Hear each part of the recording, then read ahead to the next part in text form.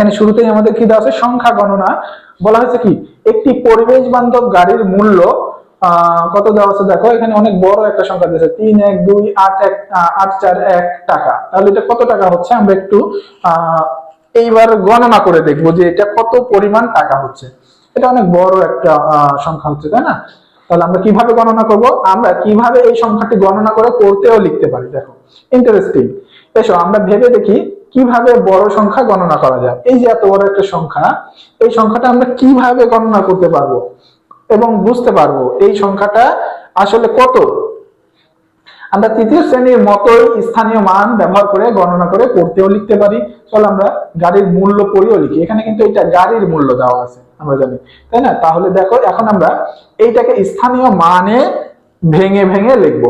তাহলে এখানে আমরা একক, দশক, শতক, হাজার, অযুত, লক্ষ, আমাদের এই সংখ্যাটা কিন্তু লক্ষ ঘর পর্যন্ত গেছে। আমরা কিভাবে সাজাবো, যে প্রথমে আমরা জানি যে এক, দেখো এক আমাদের কিন্তু অবশ্যই ডান পাশ থেকে শুরু করতে হবে। অবশ্যই এটা তোমরা জানো, শিখেও আসছো, আবার একটু রিপিট করে বলি, আমাদের যে কোনো সংখ্যার আমরা কোন দিক থেকে গণনা শুরু করব, ডান পাশ থেকে। তাহলে ডান পাশে সর্ব ডানে আমাদের কি দেওয়া আছে দেখো, এক। এক হচ্ছে তাহলে আমাদের একক স্থানীয় অঙ্ক। এরপরে যেটা থাকবে অঙ্ক সেটা আমাদের দশক স্থানীয় অঙ্ক হবে। তাহলে 4 দশক স্থানীয় অঙ্ক, 8 শতক স্থানীয় অঙ্ক, 2 হাজার হাজার স্থানীয়, 1 অযুত। আচ্ছা, হাজারের ঘরে কিন্তু আমরা জানি আমাদের দুইটা স্থানীয় মান থাকে। হাজারের ঘরে আমাদের দুইটা, একটা হচ্ছে হাজার, একটা হচ্ছে অযুত। তাহলে অযুতও কিন্তু আমাদের হাজারের ঘরের মধ্যেই গণনা করা হয়, এটা আমরা পরবর্তীতে দেখবো। দেখো তাহলে 2000, 1 অযুত, 3 লক্ষ। 3 কিন্তু লক্ষের ঘরে গেছে। তাহলে আমরা নিচে দেখো সুন্দরভাবে কিন্তু স্থানীয় মান অনুসারে এটাকে সাজাইছি। দেখো বই কিন্তু এটা দেওয়া আছে। দেখো 1 একক, 4 দশক, 8 শতক, 2000, 1 অযুত, 3 লক্ষ। এইবার আমরা এটাকে সাজাবো সংখ্যায়। যখন আমরা এটাকে প্রকাশ করব তার আগে আমরা একটু সাজাই নি। দেখো আমরা কি বললাম, একক আর দশক স্থানের মানটা কিন্তু একসাথে আসবে, কারণ একক আর দশক স্থানের মান দুইটা নিয়ে কিন্তু আমাদের সংখ্যা হয় একটা। এখানে দেখো একক স্থানে আছে 1, দশক স্থানে আছে 4। তাহলে 4 10 1, 4 10 1 কত হয় আমরা জানি 41। এই যে একক আর দশক স্থানে এই দুইটা মান সব সময়ই কিন্তু আমাদের একক আর দশক স্থানীয় মান দুইটা নিয়ে একটা সংখ্যা হবে। তাহলে 4 10 1 41। দেখো দশক এবং একক স্থানে দেখো নিচে কিন্তু আমাদের একই ঘরের মধ্যে রাখা হয়েছে 41।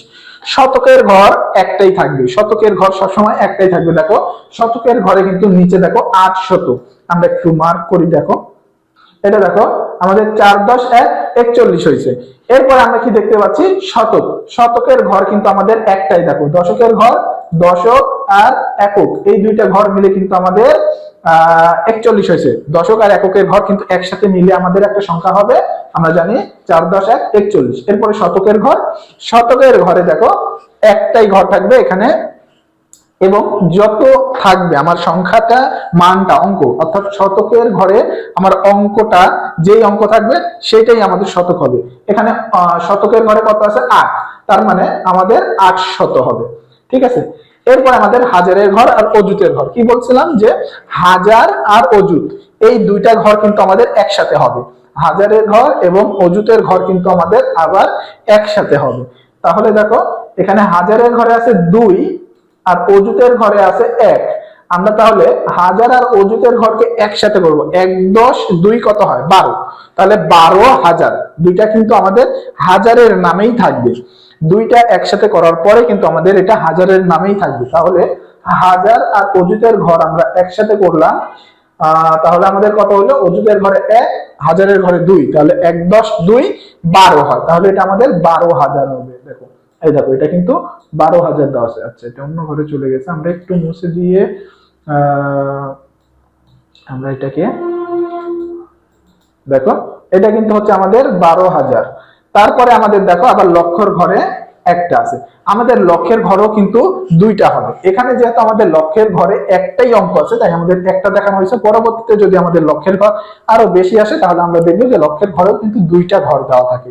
তাহলে এখানে এখন আমরা গণনা করি। দেখো তাহলে লক্ষের ঘরে 3 আছে, তাহলে 3 লক্ষ। অযুত আর হাজারের ঘর মিলে আমাদের কত হচ্ছে 12,000। তাহলে 3,12,841। তাহলে আমাদের একটি পরিবেশ বিন্দু গাড়ির মূল্য এখন আমরা কত বলতে পারি এখানে? 3,12,841 টাকা। ঠিক আছে, এইভাবে তাহলে আমরা বড় বড় সংখ্যাগুলোকে স্থানীয় মানের অনুসারে ভেঙে ভেঙে সুন্দরভাবে সংখ্যা প্রকাশ করে এটাকে আমরা কথায় লিখতে পারি।